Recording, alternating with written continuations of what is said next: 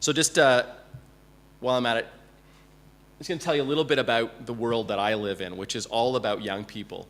And this poster child is kind of is also a poster child for youth. I mean, young people are really tough to figure out, but they're also really important to figure out. And if we do a good job of understanding what's going on with young people, we really set ourselves up. And not only are they difficult and they're difficult and critical, the reason they're difficult is they're constantly changing. And the reason they're critical is if you can figure them out now, you have the opportunity of building lifetime value and building that over time. So that's basically what we do at Decode. And this is just to give you a kind of more three-dimensional picture of Decode. We look at them as consumers, we look at young people as employees, we look at them as citizens. We look at 3 different generations now. Generation Y is what I'm going to talk about today. We're now starting to look at Generation Z, who's the one under 15, and we started our company right around when Gen X was hot, so we kind of look at Gen X, although everyone's pretty well forgotten about them.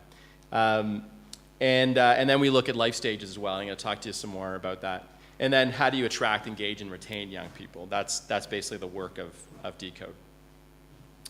So in setting up for this speech, I came across this new Nielsen study that was released, I think, in April. It says consumers trust real friends and virtual strangers most. A little bit deceiving when you go into the virtual strangers.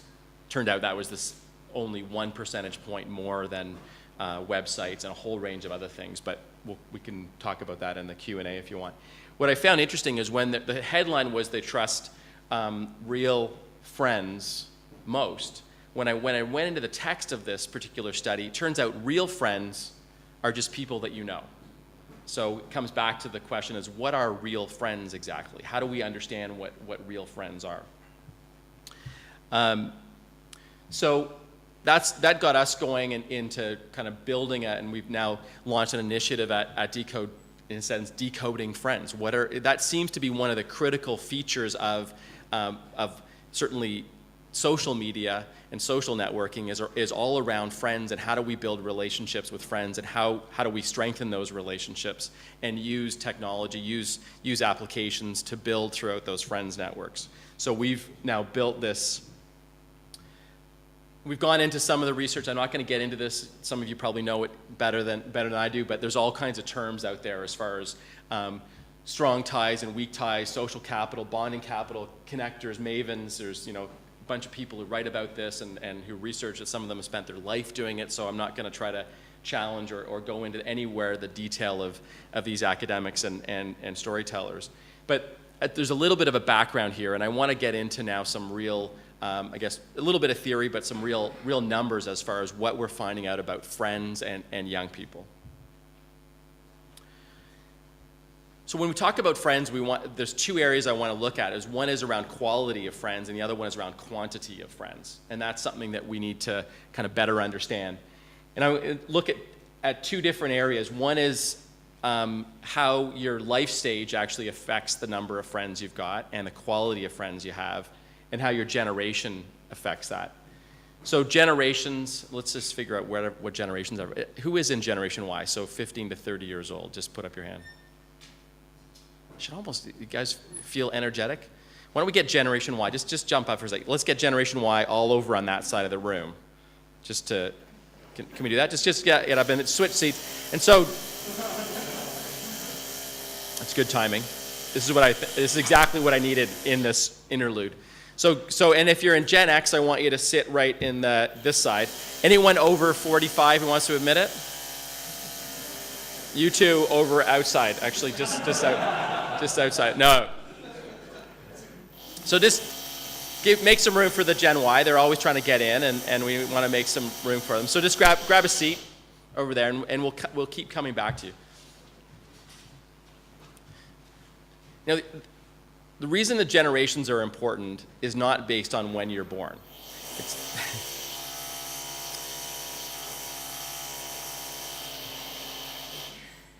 This is all for effect. It's not based on when you're born.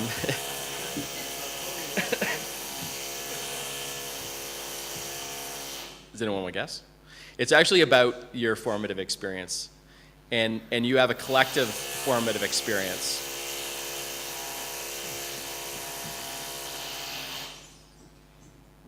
I feel like I need to time it. I need to get through my whole sentence really quickly.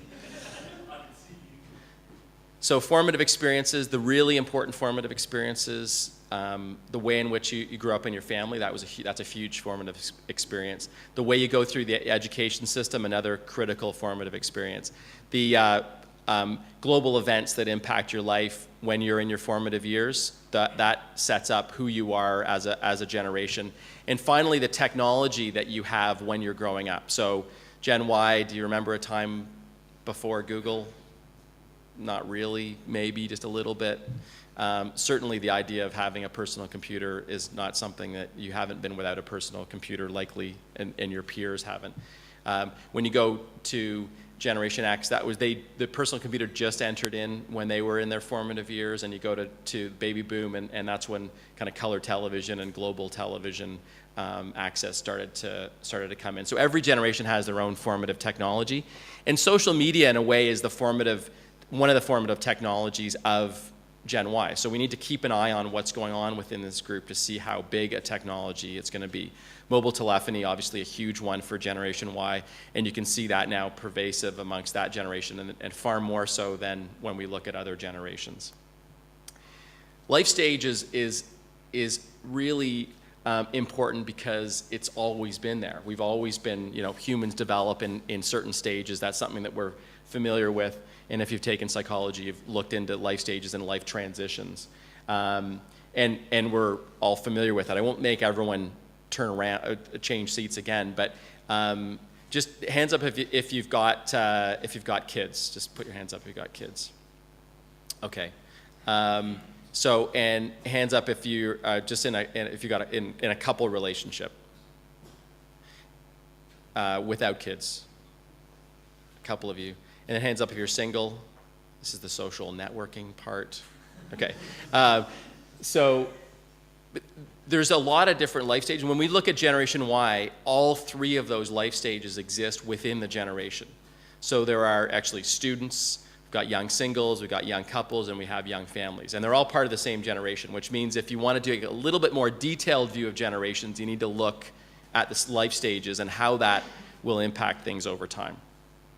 And we're going to look at both of those this morning, depending on how the drilling goes. So first thing I want to talk about is the quantity of friends, because this is critical to how we think about the industry of social media and how we talk about the industry of social media. In a sense, is how, yeah, you're allowed to sit down. I was actually kidding about you leaving. No, I was totally kidding. I thought you were just going to grab a seat. But So we'll take a look at the numbers, and this is based on the 3-country study. I just wanted to get a sense of the average number of friends. So we had someone who's got 300. How many? I want to get a sense of the average in this room of how many friends this group has. So let's say, does everyone have, let's say, 500? How many people have 500 friends? It's online friends. We'll talk just online friends for now. Maybe 400, 300. How many people have 300 friends? 200? Okay, so we'll call it around 300. Sounds about an average. So on average, how many friends does Gen Y have? Now, I've taken, they're remarkably similar across all 3 countries we looked at. But anyone want to take a guess? How many friends? Gen Y, not all of you are from Gen Y, but you can be Gen Y this morning if you want. How many friends have you got in Gen Y? 1,000 on average? How many? 2,000 on average? 50.